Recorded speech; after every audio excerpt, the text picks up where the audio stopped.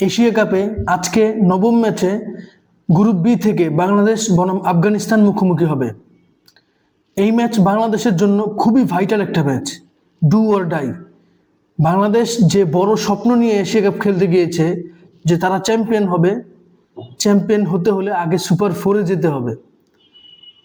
এই সুপার ফোরের স্বপ্ন বাঁচিয়ে রাখতে হলে আজকে অবশ্যই আফগানিস্তানের মতো ক্রিকেটের অন্যতম পরাশক্তিকে হারাতে হবে। দেখেন, আফগানিস্তানের নাম যখন আমাদের সামনে আসে তখন কয়েকটা জিনিস খুবই দৃশ্যমান। সেটা হচ্ছে আফগানিস্তান ক্রিকেট খুবই অল্প সময়ে একটা জায়গা থেকে আরেকটা জায়গায় নিজেদেরকে নিয়ে গিয়েছে, যার কারণে এখন ওয়ার্ল্ড ক্রিকেটের টপ ক্লাস টিম যেমন ইন্ডিয়া, অস্ট্রেলিয়া, ইংল্যান্ড এরা আফগানিস্তানকে সমীহ করে। এবং বর্তমান টি-20 ক্রিকেটে ওয়েস্ট ইন্ডিজ, অস্ট্রেলিয়া এর পরে সবচাইতে হটকেক হচ্ছে আফগানিস্তান। তাদের ডিমান্ড এখন অনেক।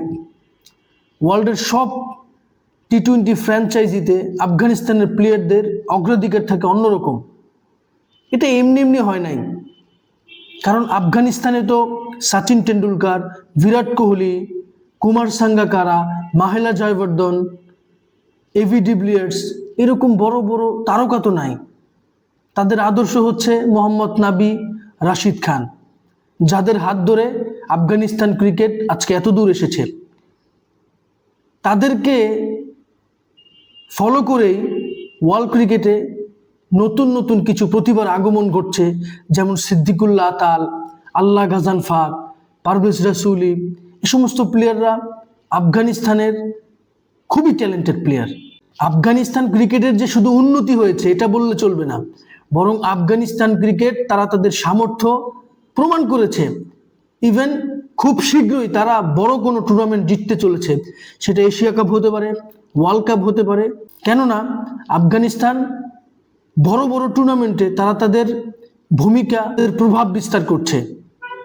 আপনি খেয়াল করলে দেখতে পারবেন 2023 আইসিসি ওডিআই ওয়ার্ল্ড কাপে আফগানিস্তান ইংল্যান্ডকে হারায়। এই টিম তারা অল্পের জন্য তারা সেমিফাইনাল খেলতে পারে নাই।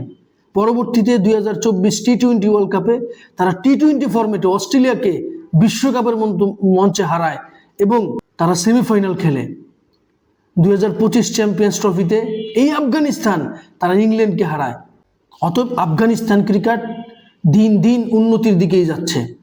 অপরদিকে বাংলাদেশ 25 বছর ধরে ক্রিকেট খেলছে, তাদের ক্রিকেটের কোনো উন্নতি দেখা যাচ্ছে না।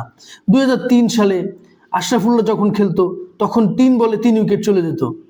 এখনো 2 ওভার মেডেন, 2 উইকেট নাই 0 রানে। আমাদের ক্রিকেটের ধারাবাহিকতা, হয়তো ক্রিকেটার চেঞ্জ হয়েছে কিন্তু ধারাবাহিকতা সেই পূর্বের মতোই। আত্মবিশ্বাস, ক্রিকেটীয় আদর্শ সবকিছুই পুরাতন আমলের মতোই। উপমহাদেশের অন্যতম ক্রিকেট বিশ্লেষক আকাশ চোপড়া বলেছেন যে বাংলাদেশ ক্রিকেটের কোনো উন্নতি হয় নাই। অন্যদিকে আফগানিস্তান তাদের জয় জয়কার অবস্থা। এখন এশিয়ার মধ্যে সেকেন্ড বেস্ট টিম ইন্ডিয়ার পরে ধরা হয় আফগানিস্তানকে। পাকিস্তান না, শ্রীলঙ্কা না, আফগানিস্তান। বাংলাদেশের কথা তো অনেক দূরে। বাংলাদেশকে এশিয়া কাপে টিকে থাকতে হলে অবশ্যই আফগানিস্তানকে আজকে হারাতে হবে। বাংলাদেশ নিজেদের মাটিতে ছাড়া অন্য কোথাও আফগানিস্তানকে কখনোই টি-20 ফরম্যাটে হারাতে পারে নাই। যদি আফগানিস্তান আবুধাবিতে বাংলাদেশের কাছে হেরে যায় তাহলে সেটা হবে অঘটন। কেননা আফগানিস্তান তারা এখন টি-20-র হটকেক। এখন দেখতে হবে বাংলাদেশ কি পারবে এই অসাধ্য সাধন করতে।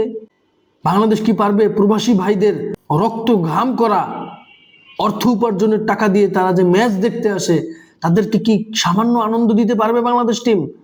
বাংলাদেশ টিম কি পারবে লক্ষ লক্ষ কোটি কোটি ক্রিকেট ফ্যানদের মনে ক্রিকেটের আনন্দ দিতে? বাংলাদেশ টিমকে পারতেই হবে।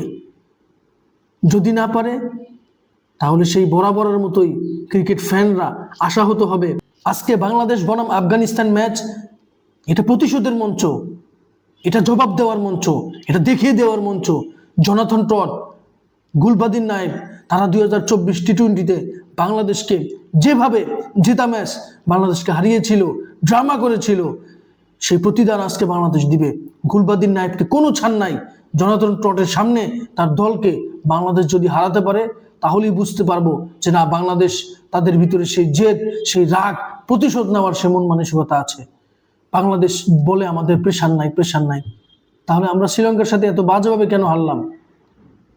আজকে আমাদেরকে আফগানিস্তানকে হারাতে হবে, জিততে হবে।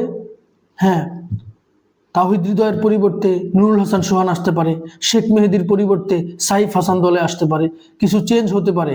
তবে যেভাবেই হোক, as a nation, as a team হিসাবে বাংলাদেশকে আজকের এই ম্যাচ জিততেই হবে, সেই প্রত্যাশা আমরা রাখতেই পারি। আপনাদের কোনো মতামত অবশ্যই আমার সাথে শেয়ার করবেন। ভিডিওটি ভালো লাগলে লাইক, কমেন্ট, শেয়ার, সাবস্ক্রাইব করবেন। ধন্যবাদ।